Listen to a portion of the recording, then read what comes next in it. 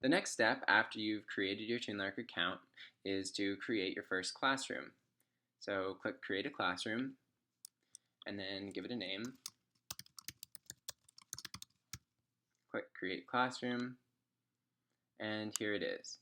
Before inviting students, I'd recommend going over to Settings and making a few decisions here about notifications and whether or not you want the leaderboard to be available to the students so that there can be some friendly competition within the class. If you don't, just toggle it off. You can toggle these on and off here. And this is also where you go to delete a classroom if you ever need to do that. So now go back to Students and click Invite Students. And there's two ways to invite students.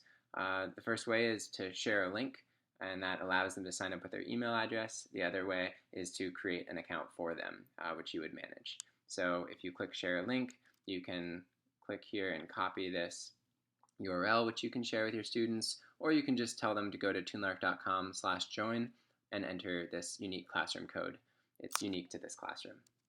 So click back. If you don't want to go down that route, which has them signing up with their email addresses, just click Create Accounts and you can create an account for them. So I'm going to type in a student's name and click Add. And now you can add as many students as you want this way, and then click Create whatever number of student accounts.